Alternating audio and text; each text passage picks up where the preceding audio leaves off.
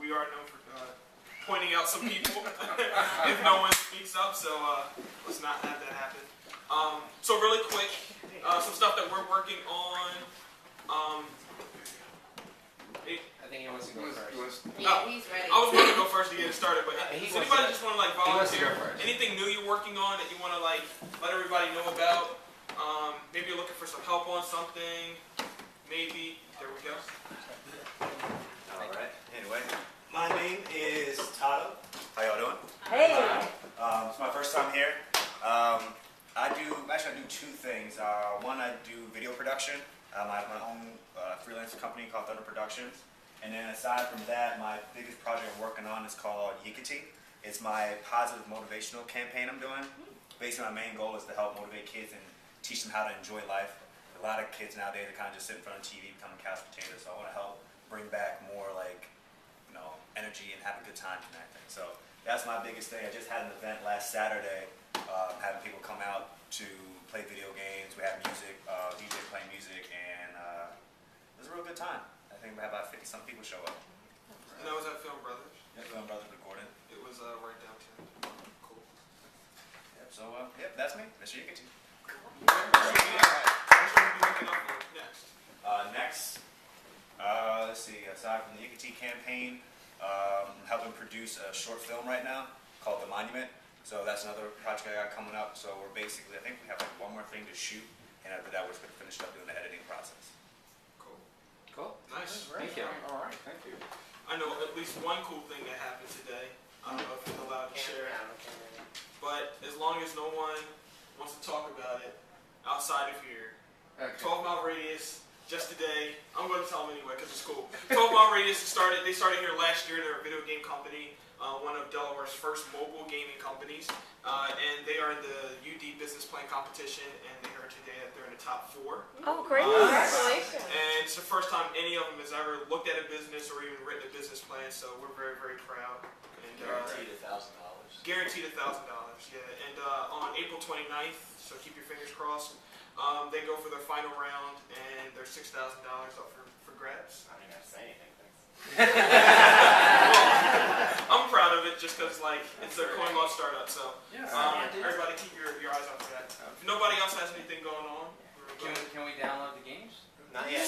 Soon. We're But working really hard. He's my partner in school right now, so he's finishing up his senior year at UD, and so he's a really busy schedule on top of making a game engine from scratch. So he's probably going to get the game engine kind of like the kinks worked out of it by the end of the week, and then we'll actually have something to build on for probably take like a month or two to actually get some tests going. So That's cool. Great! Yeah, Congratulations! so you can check them out at One more thing, Wes. Go sit down. Yes. We have an Anne. Anne, come on, everybody. Tell Anne. Come on, Anne. I just moved here from New York City. I own a boutique right up there, No So. And I'm trying to bring like a Soho-inspired boutique to this area. I have just women's for now, but I have a brother that's trying to partner with me to do men's. But for right now, I'm just doing women's. And it's fashion forward. I studied the trends, runway. I'm a FIT grad. I went to FIT in New York City. And I'm really trying to bring like very fashion forward clothing. I sell handbags, shoes, jewelry, accent jewelry. So I really feel like I have a lot to offer the community in Delaware from my background. And What's the name of your boutique, Anne? No So. The freedom of do to see to know urban fashion. And No So came from NoHo, which is an upcoming area right next to the Soho district in New York City. So NoHo sent a little negative, so I switched it and I did No So.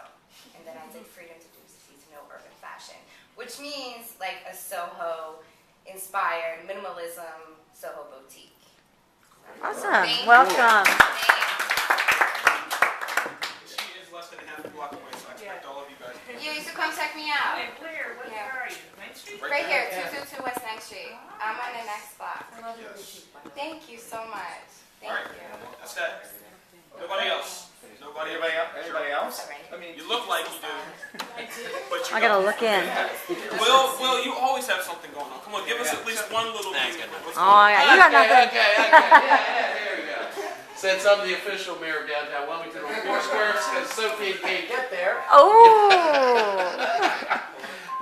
just so everybody knows, we do have an event March 29th, 10 a.m. We will be awarding Gavadas Candies a facade improvement grant.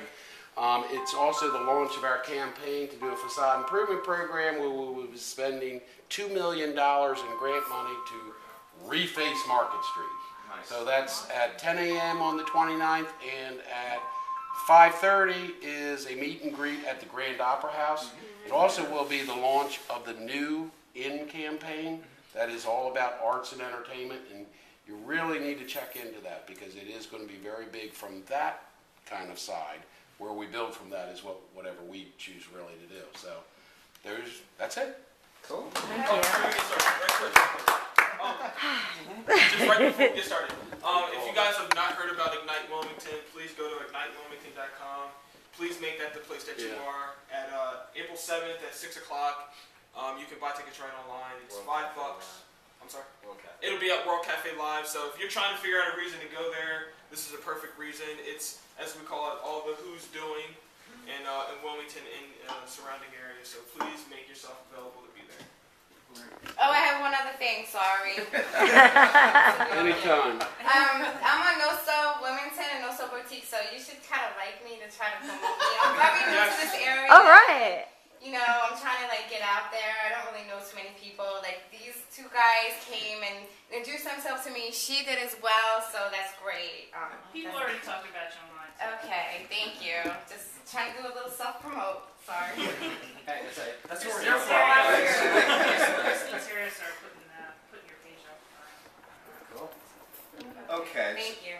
So we're at the part of tonight where we introduce our guests, and the way the format works is normally there's about 10 questions, and the way we have it set up this time, we're probably not going to finish everything we're going to be talking about, but it's never meant to go through the 10 questions. It's meant for being very interactive. So we encourage people to take us to wherever directions we're going to be going to, and it's they usually last about 30 minutes or so, 30 to 40 minutes. Today we have Ed Weirauch, who has been a public relations guy for more years than he can willing to admit. Right. He specializes in news media relations, and though he's worked with Mother Teresa, former Governor Christie Whitman, Lance Armstrong, and Robert Redford, although one of his favorite episodes is seeing the birth of a 15-pound baby. No, getting it national press. All right. His philosophy is good public relations start with the written word and one's ability to put yourself in the reader's place. Over the past 3 years, he's been getting a lot of press for local clients such as Heinz-Grundner Brain Tumor Foundation. I guess I really haven't been doing that good. The Art and Business Council of Greater Philadelphia, and Thomas Jefferson University Hospital. And also he's currently working doing, I guess, positioning their tourism office and a referral base for the Cancer Care Connection. He comes here tonight to really talk about how to go ahead and increase your awareness through PR, through press releases, what you need to do. The Business Now welcomes Ed Weirauch. Thank you very much. Anyway, I must say, because I want to give everyone a tip, but I have to give mine first. okay, give your first. Okay, it's Weirauch, Weirauch. like a radio station.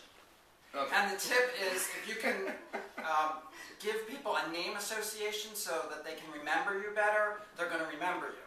Right. And also, you need to change the pace of your delivery when you say the name, your name or your company name. Because it could be that the person hears everything that you say except who you are. So that's what I mean by putting yourself in the reader or the listener's place. Keep in mind, if I want these people to someday call me for business, they've got to understand my name, if nothing else.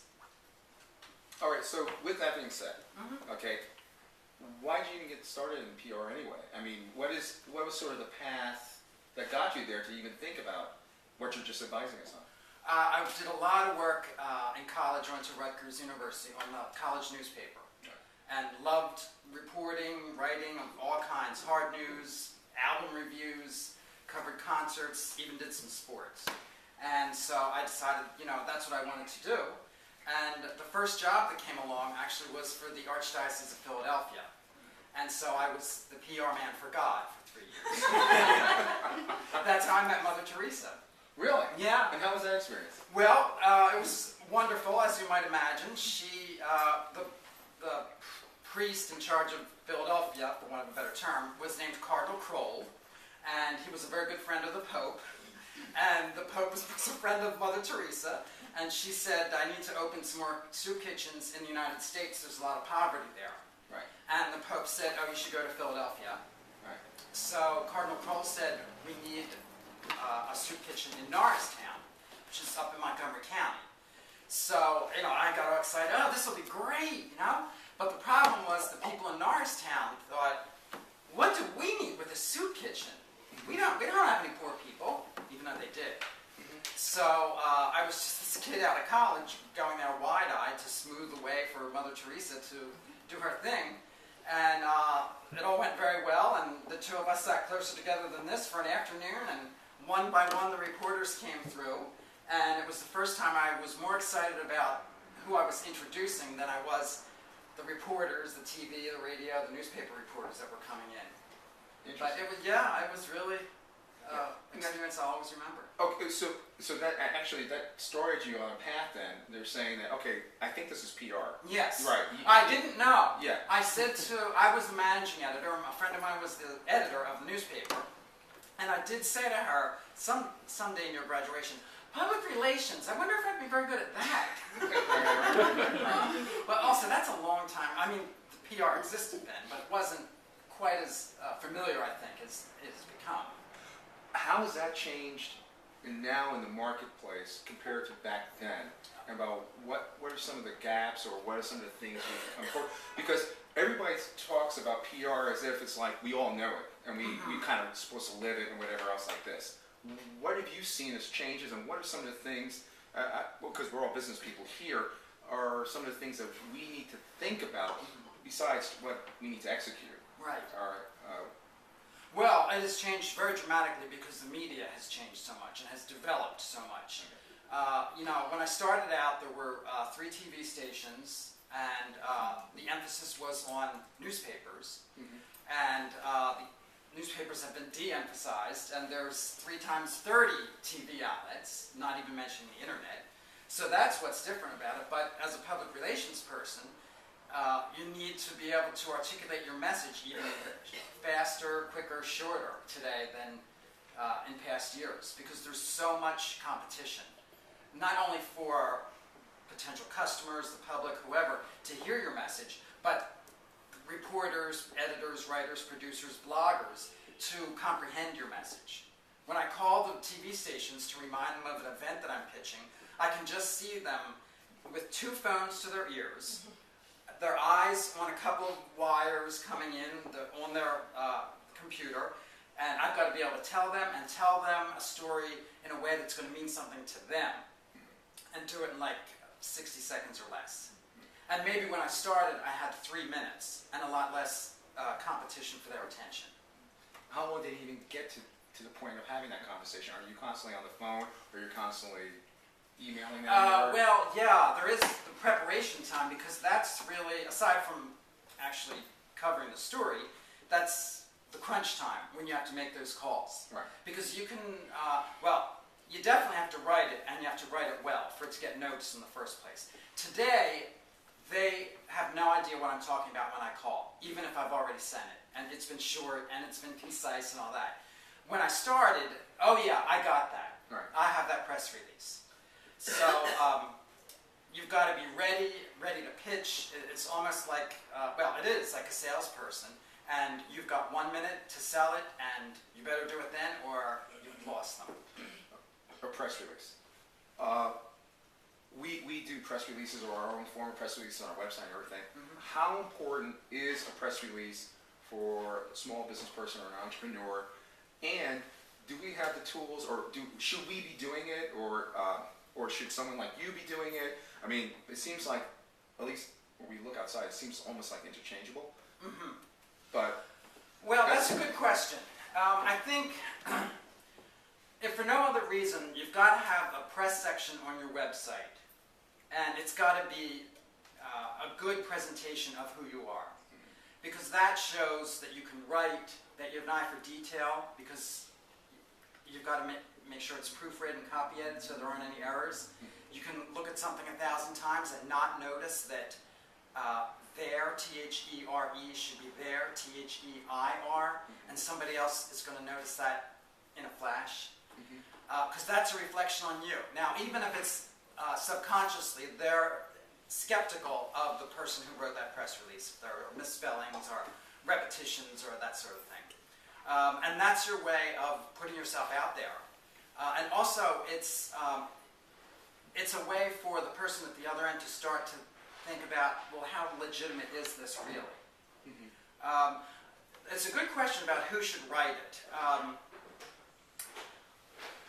Many of my clients are small businesses, and especially, you mentioned the Kelly Heinz-Grundner Brain Tumor Foundation. I'll just talk a little bit about that, some background. That's started by a guy here in town whose wife was 33 and she died from a brain tumor. And he left his big-time career with Chase, or one of the big companies, was a vice president, to start this foundation to raise money to increase awareness about brain tumors. So the challenge there is it's a drag. It's really a drag, but at the same time, it's pulling on the heartstrings of the media, and that helps. But my point with that is, one of the ways I was able to get him a lot of press was that it was me calling and telling the story. If he himself called and said, I started this foundation, I'm raising, they would, you know, he's just like everybody else out there that feels badly because they lost someone, not to be callous about it. But so a public relations person can be that third party that presents your story in a way that's more effective than if you try to do it yourself. And also a person writing it is also going to be more objective about how they write it. And the reader can tell that at the other end. You know, if you've written it yourself and kind of bang on your chest, this is how great I am, or if somebody else has written it. And also you need that extra person because if you're starting your business, you might not realize that it's important and means a lot to you, but it's got to be presented in such a way that it can mean a lot to your audience or a wide cross-section of people. Okay, to that point then, what do you think are the necessary ingredients in a press release that we have to have? Because we like to pound our chest, saying we're great, here's what we have, we're great, and this is what we do, we're great. What are some of the essential components you see that really needs to come out in a press release? At least from what the media, because I guess the bottom line for us would be, how do we attract the media to say, oh, okay, I want to find out more.